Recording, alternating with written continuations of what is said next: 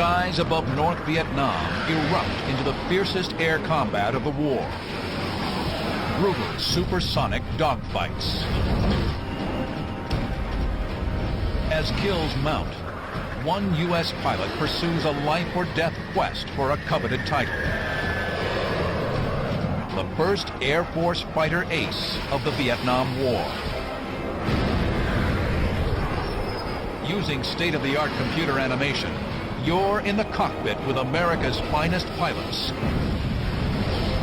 as F-4 Phantoms challenge communist MiG-21s. Experience the battle. Dissect the tactics. Relive the dogfights.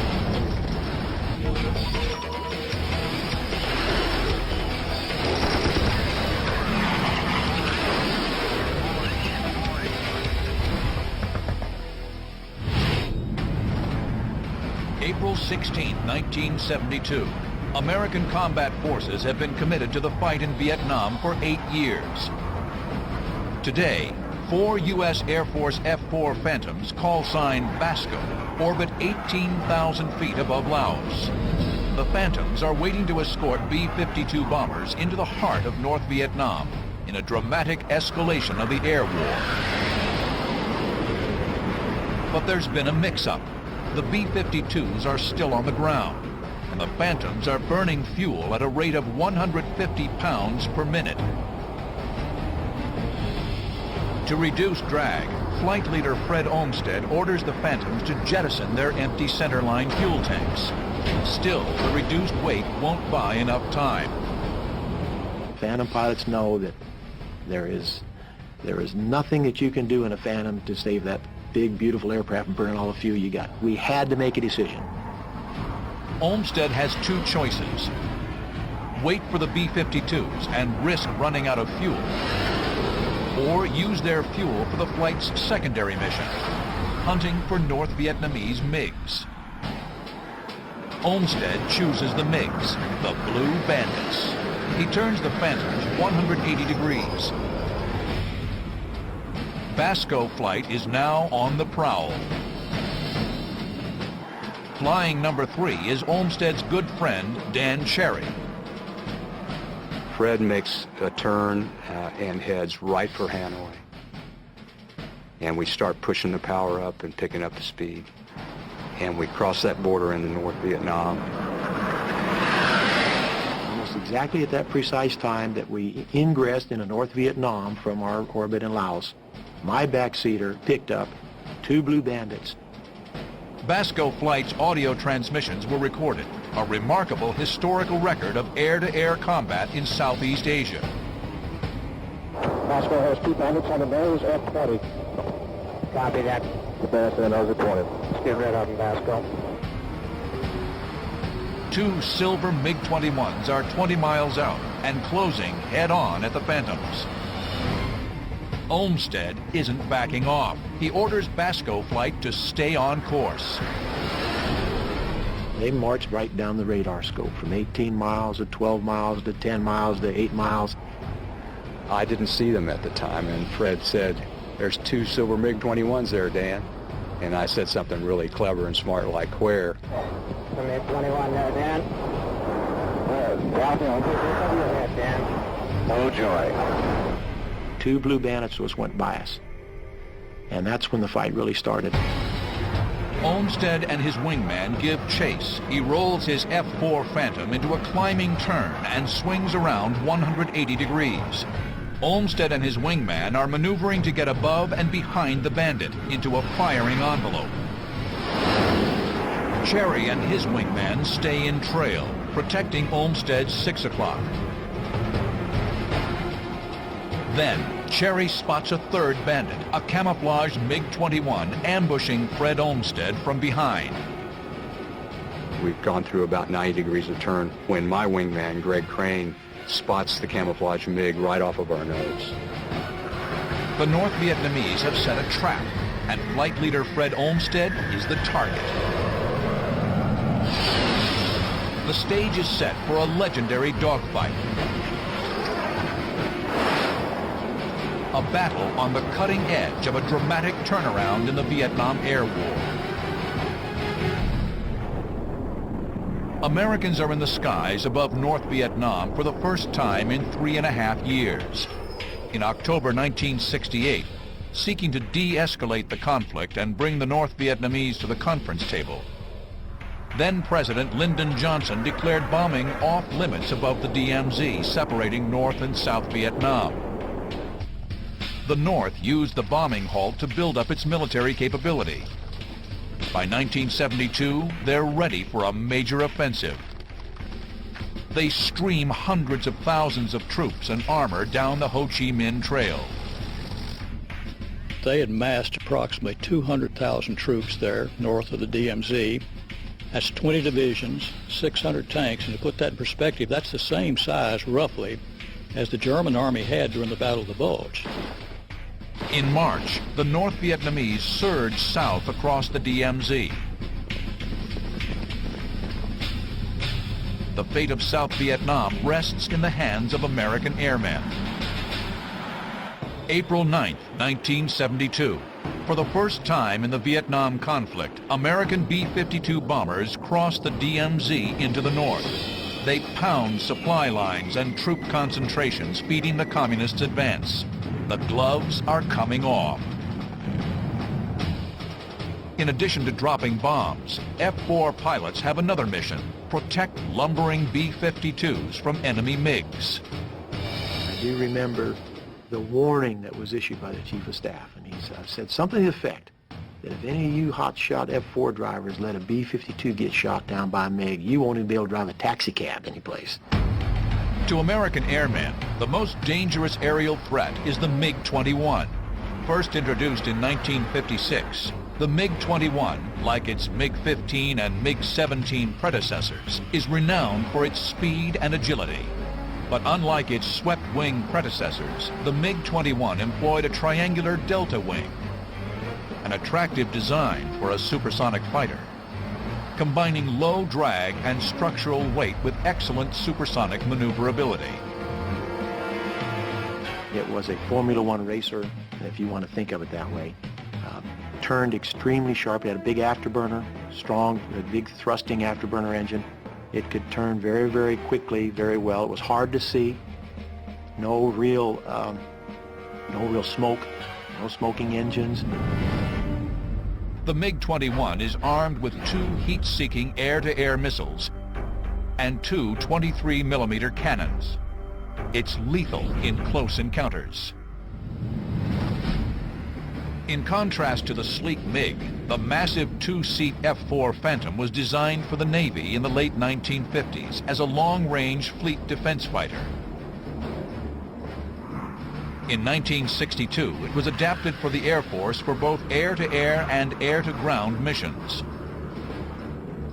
The Phantom was armed with 4 long-range radar-guided AIM-7 Sparrow missiles and up to 4 short-range heat-seeking AIM-9 Sidewinder missiles. It could also carry up to 16,000 pounds of bombs, rockets, and napalm. 2 afterburning J-79 turbojet engines make the F-4 a fast and versatile heavy hitter.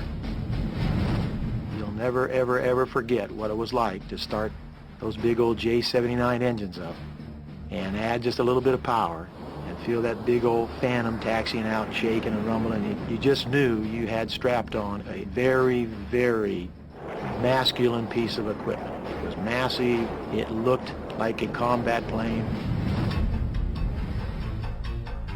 Capable of reaching speeds over 1,400 miles per hour, the F-4 is 100 miles per hour faster than the MiG. But the lightweight MiG, with its tight turn radius at high altitude, has the advantage in horizontal maneuvering, while the F-4's power has the advantage in vertical maneuvers. With American Phantoms and B-52s on the attack, North Vietnamese pilots respond aggressively. They abandon their traditional hit-and-run attacks. Now they turn to challenge the Americans. There's going to be blood in the sky. Fred Olmsted and his wingman are in the middle of it. they've fallen for a trap and chased after two silver MiG-21s. A third camouflaged MiG-21 has jumped on their tail. MiGs sometimes used camouflage paint schemes for this kind of mission. Staying low with camouflage made it virtually impossible to see him when we're looking down in the jungle. The silver MiG-21s are here. Olmsted and his wingman are here. The camouflaged MiG streaks in on their tail here, but he doesn't see Dan Cherry right behind him on his 6 o'clock. Cherry and his wingman streak forward and engage the MiG. I rolled out, saw him, and just headed right for him. And he broke left and went right into a cloud bank. 140 in the cloud, Ben. On our nose, Ben. Reverse back to left. Okay, went in a cloud. Going into a cloud in North Vietnam is a scary proposition. I'm thinking, man, I don't want to go in that cloud, but I was not going to lose this opportunity either. For American airmen in the hostile skies of Southeast Asia, an innocent-looking cloud can be a death trap. Vietnamese radar operators can track the F-4s through the clouds to launch surface-to-air missiles against them. The F-4s can electronically detect a SAM launch, but can't visually avoid the missile. There's also the danger of mid-air collision. Cherry and his wingman know the risks involved. The American airmen are enveloped in a gray, foreboding mist, but the F-4s press the attack. April 16, 1972. American airmen are in the skies of North Vietnam for the first time in 4 years. Dan Cherry and his wingman Baby Beef Crane have chased a MiG into the clouds.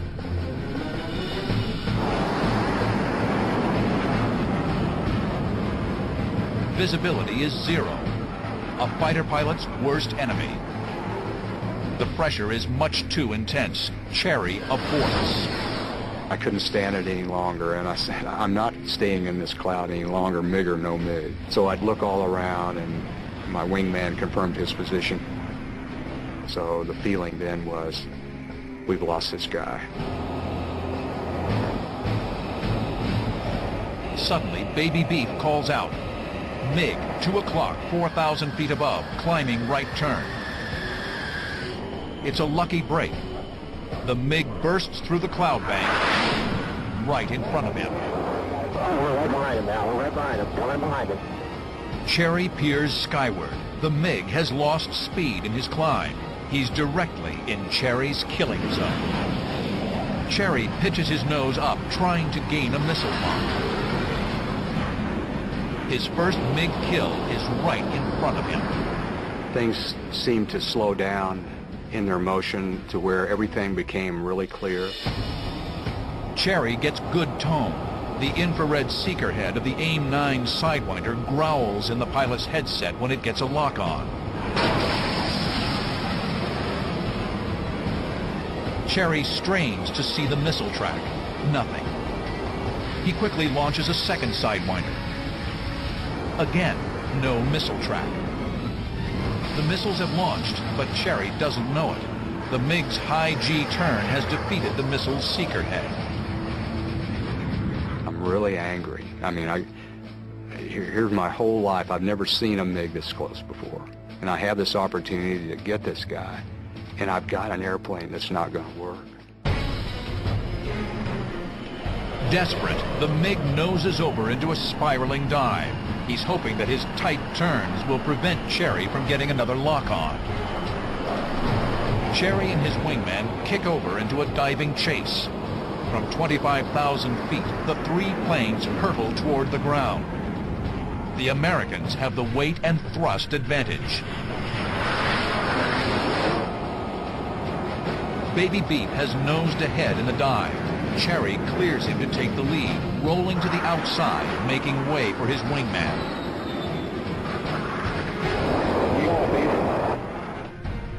Beef can't use a heat-seeking Sidewinder. The MiG's turning too tight. He knows it can't lock in a high G turn. He fires a radar-guided Sparrow. Something's wrong. It drops like lead. Then he fires another one, and it does ignite, but it goes into a huge corkscrew out to the right. Then the third missile he fired, and it was tracking really well. And I thought, man, this is really looking good. Beef's third missile streaks through the sky. Another radar-guided Sparrow. The Sparrow tracks steadily on the descending MiG. The MiG brakes hard right. The 500-pound missile should follow, but it darts past without detonating. Cherry and Beef have fired 5 missiles. All have failed. It's a problem that's plagued the Air Force since the beginning of the war. Developed in the mid-1950s, the heat-seeking AIM-9 Sidewinder relies on infrared homing. First-generation Sidewinders are plagued with problems. They're prone to interference by clouds and rain, and often lock onto bogus heat sources, like the sun. With an effective range of 2 miles, the Sidewinder is best employed against short-range targets. Its long-range counterpart is the AIM-7 Sparrow, whose maximum range of 28 miles is far greater than the Sidewinder. Introduced in the late 1950s, the Sparrow uses radar instead of infrared. It must be actively tracked to the target by the F-4's backseater, the Weapons System Officer, or WSDO. But the Sparrow is virtually useless against fast maneuvering targets inside a 5,000-foot radius. During the war, there were over 200 occasions where someone fired a Sparrow missile. It never came off the airplane. Of the ones that did come off the airplane, the kill rate was 0.11. In other words, 11 out of 100 were victorious. The Phantom Air crews have another problem. Air Force fighter pilots, as opposed to their Navy counterparts, received little or no training on how to maneuver against small, fast adversaries like the MiG. What did I learn in my training about MiG types? It's a very simple answer. I learned virtually nothing. The experience we received in training was not against any dissimilar type aircraft. We only saw other fellow Phantoms with the same flying characteristics that we had. The most effective air-to-air training we had was done illegally. And we would go out and fly our bombing mission or our radar low-level navigation mission and save some fuel at the end and then fight with each other. So whatever skills we had when we went in there were developed by hook or crook. Thrust into his first dogfight against an actual MiG-21, Dan Cherry is on a steep learning curve. He races through his options. 2 of his missiles have failed. But he's determined to kill the MiG. This is going to sound weird, but I'm thinking I'm going to ram this guy. That's the aggressive feeling that I had at the time, was that I was not going to let this guy get away. The MiG has lost airspeed in the turn. Cherry and Beef pitch up and roll vertical to keep from overshooting. As they descend once again on the MiG, Cherry calls for the lead. I got him now. Okay, he's breaking. Break left, Beef. I got him. Break left. Okay. Break it again. I kept telling Greg to get out of the way, and I'm in burner, and I'm trying to close on him because I'm ready to shoot. I'm ready to try to shoot. Cherry slides past Crane and fires a missile. Lo and behold, that big AIM-7 Sparrow comes out of there, and it does one of these kind of like a barrel roll maneuver like this at first. The Sparrow appears to be tracking off course, but then, to Cherry's relief, it rides the Phantom's invisible radar beam to the target. Its 65-pound warhead detonates, ripping the right wing from the airplane. Cherry watches the plane plummet in a fireball.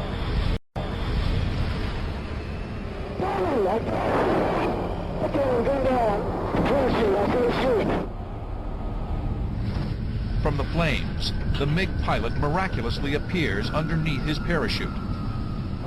Cherry roars past his vanquished opponent. I made a little jink with the airplane to miss the MiG pilot and his parachute. We went up by him, well within 500 feet of him. And I remember clearly his legs sticking out straight like this, and the black flying suit he was wearing, the black flying suit on. Dan Cherry has killed his first MiG. Roger, understand you got a kill on Roger.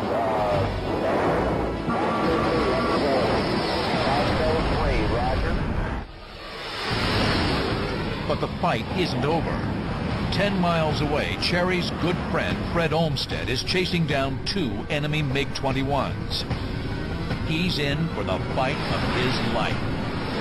So right then, there is no doubt we're going to have an engagement. We're going to have a very serious dogfight, and somebody's not coming home.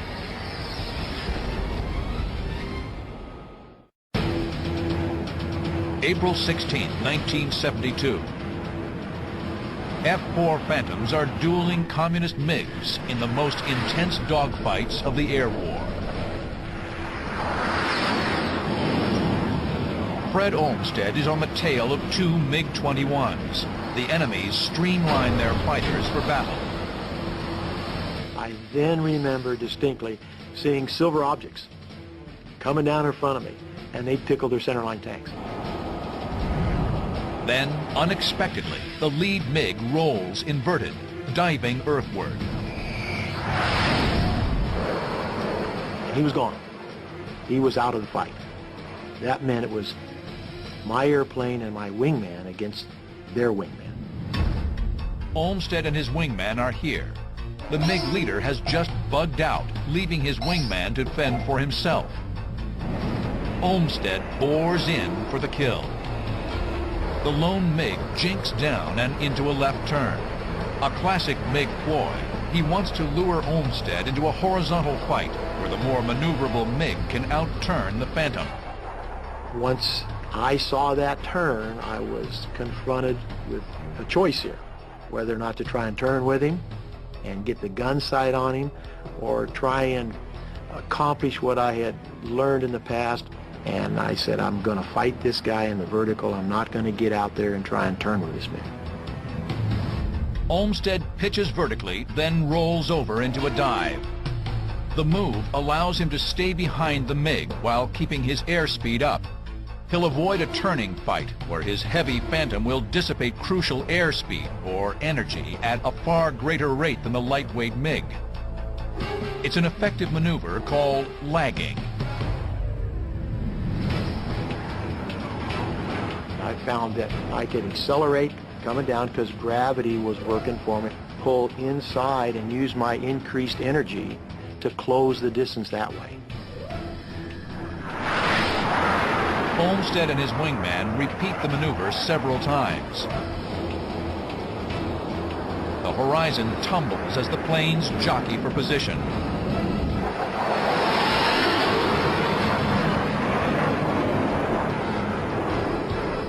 Losing sight of his attacker, the MiG reverses his turn to reacquire visual contact. But the reversal slows him down and allows Olmsted to close within missile range. Olmsted's radar-guided AIM-7 Sparrow gains lock. Olmsted fires. The missile streaks toward the MiG at twice the speed of sound and plows through the MiG's right wing. Incredibly, the MiG keeps flying.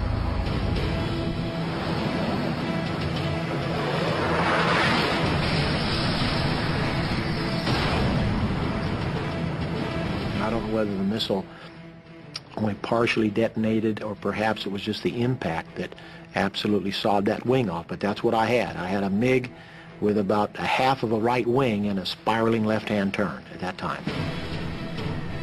Olmsted presses the attack. He fires a second missile. It doesn't track.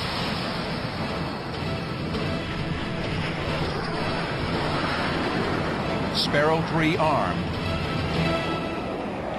missile away. It hit him right in the top of the canopy, right through the canopy, and then I got a pure, absolute explosion because the airplane just exploded. It looked like two miniature nuclear fireballs, actually, and it just spiraled right down in front of us. Red ground Pasco 01. Chicago. Scratch number 821. Fred Olmsted has kill number 2 for Basco flight. What began as an aborted B-52 escort mission has resulted in 2 confirmed MiG kills. In 1972, the North Vietnamese have less than 60 MiGs in their Air Force. Thanks to Fred Olmsted and Dan Cherry, they've lost 3% of their fighters. On the ground, the determined North Vietnamese continue their offensive. In May 1972, the bombing campaign intensifies dramatically. B-52 sorties are doubled, from 1,500 in March to over 3,000 in May. F-4s are employed for bombing strikes and strafing runs against North Vietnamese infrastructure and troop positions. The massive new aerial offensive is called Operation Linebacker. There were much greater numbers of aircraft involved. It was a massive campaign that probably did more damage in 2 weeks than the rest of the damage done in the entire war in North Vietnam. The strategic objective is to both blunt the North Vietnamese advance and to bring them back to the negotiating table in Paris. There's a renewed sense of purpose among the American airmen, including Captain Steve Ritchie. After graduating number 1 in his flight training class, Ritchie served his first tour in Southeast Asia in 1968. He then returned to the States, where he became one of the youngest flight instructors in Air Force history. In 1972, he returns to Vietnam. I don't think any of us felt like we could sit here and live this good life here in America while our friends and our colleagues were back in Vietnam. Steve Ritchie racks up his first 2 MiG kills in the opening weeks of Operation Linebacker, one on May 10th, another on May 31st. Ritchie is proving himself a skilled dogfighter. As Linebacker rolls on through June, Ritchie flies in support of dozens of strike missions.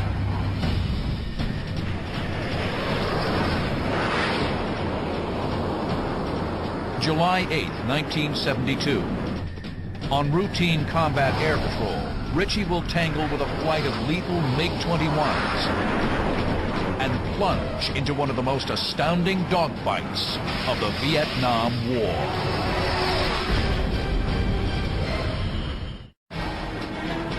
July 8, 1972. Pilot Steve Ritchie leads a flight of 4 F-4 Phantoms, call sign Paula, on combat air patrol over North Vietnam. As part of Operation Linebacker, the war's biggest bombing campaign, their mission is to protect B-52s from MiGs. On this mission, the Americans are able to tap into the enemy's command and control network, an intelligence coup that's driving the success of Linebacker. They could hear the controller that was talking to the pilot. They could hear what the pilot was saying. And so you knew where they were, what they're looking at, and where they're coming from. Steve Ritchie and Paula Flight are heading towards Hanoi.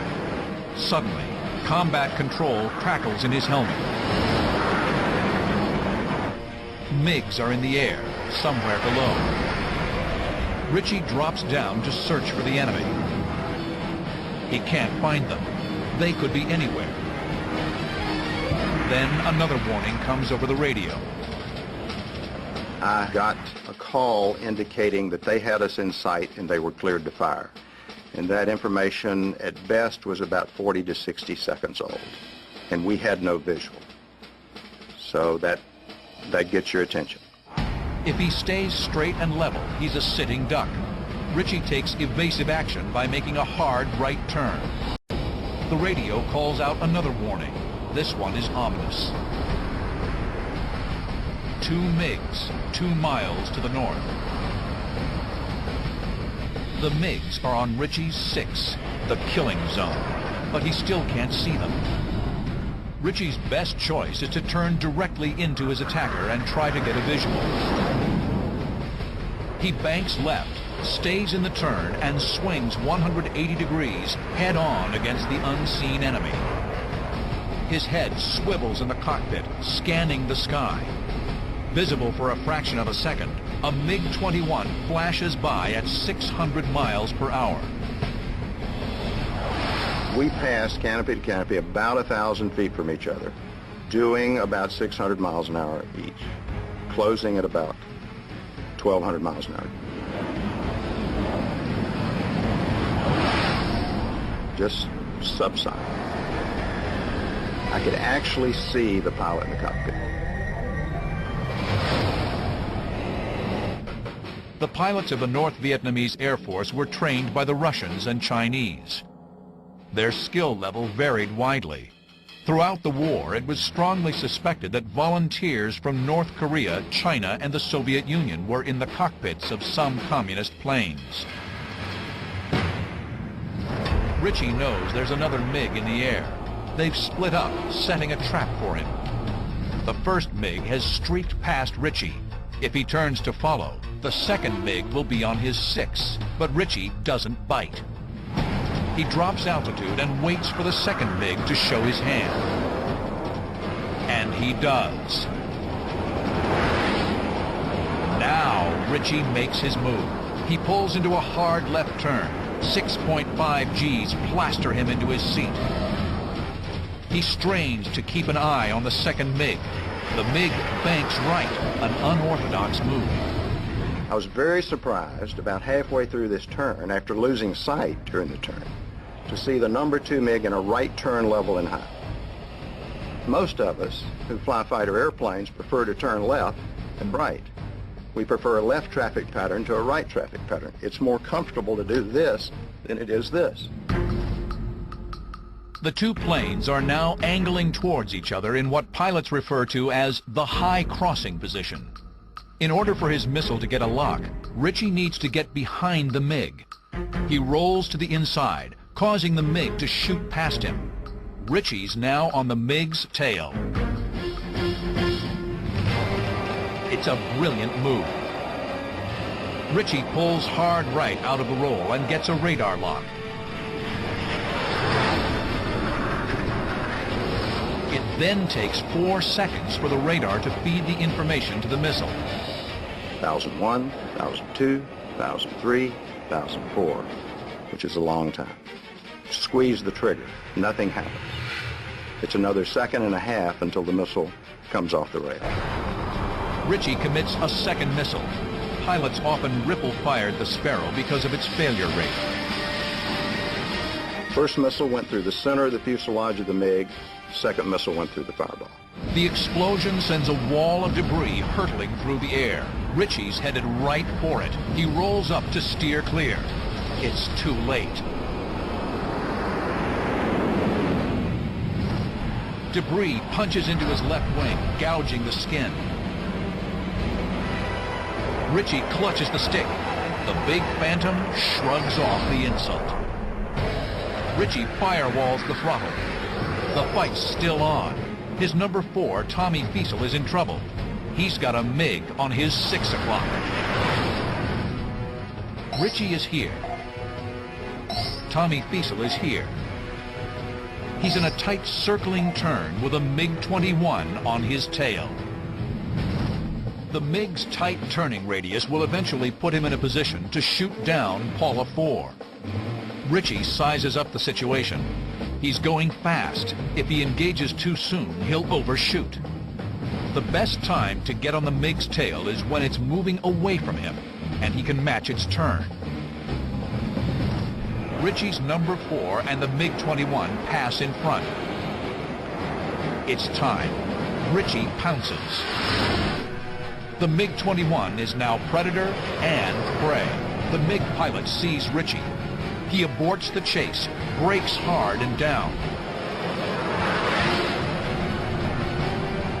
Put the MiG in the gun sight, auto whack lock with the trigger on the left throttle. Immediate lock on, 1001, 1002, 1003, 1004. Squeeze the trigger. The 12-foot-long Sparrow blazes off the Phantom. At 1,200 miles an hour, the Sparrow rocks to the right, and then, like a spear, it buries itself deep in the MiG's belly.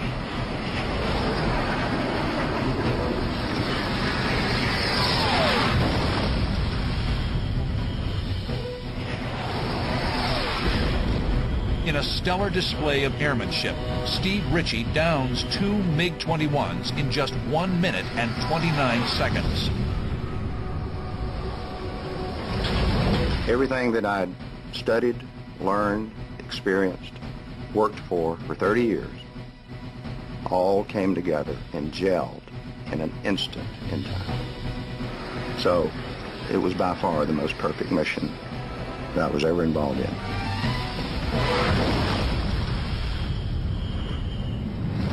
Paula Flight rejoins and heads for home, Udorn, Thailand. When they arrive, the celebration begins. I actually flew a couple of victory rolls over the field, which is kind of traditional. And we had a party at the club that night you would have enjoyed. Steve Ritchie is on the cusp of greatness. He has tied renowned veteran pilot Robin Olds with 4 MiGs to his credit. Ritchie needs just one more kill to join the coveted ranks of American fighter aces. But the quest could cost him his life. Steve Ritchie's double MiG kill on July 8, 1972 is hailed as one of the war's great dogfights. Now he needs just one more victory to become the Air Force's first and only ace pilot of the Vietnam War. There was a whole lot of attention because the Navy had an ace, Air Force didn't have an ace. There was a lot of pressure. August 28, 1972. Steve Ritchie leads a flight of 4 F-4 Phantoms, call sign Buick. Their combat air patrol mission is winding down when he gets word of MiGs in the air.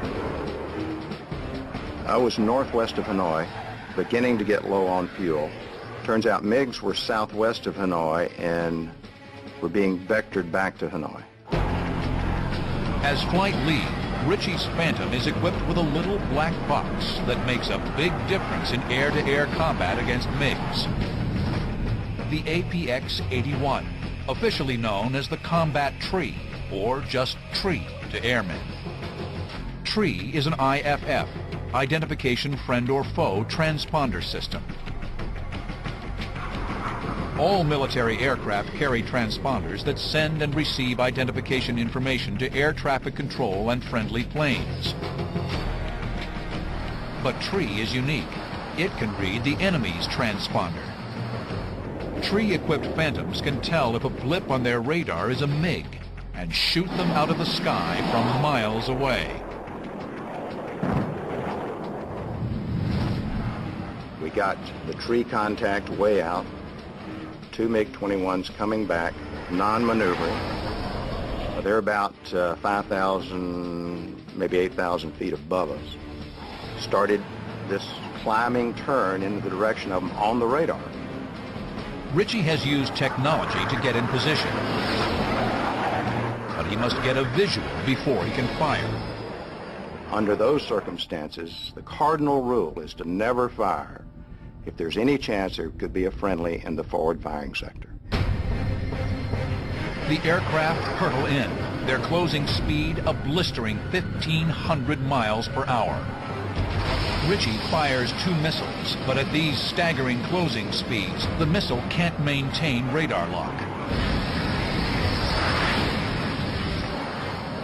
They streak away harmlessly. The MiGs take no evasive action. They're focused on reaching the sanctuary of Hanoi's anti-aircraft defenses. Ritchie must make his kill soon. The MiGs roar head-on past the climbing F-4s. Ritchie orders a left brake. They swing around 180 degrees and zero in on the MiG's tail. I'm now supersonic, doing about 1.2 Mach.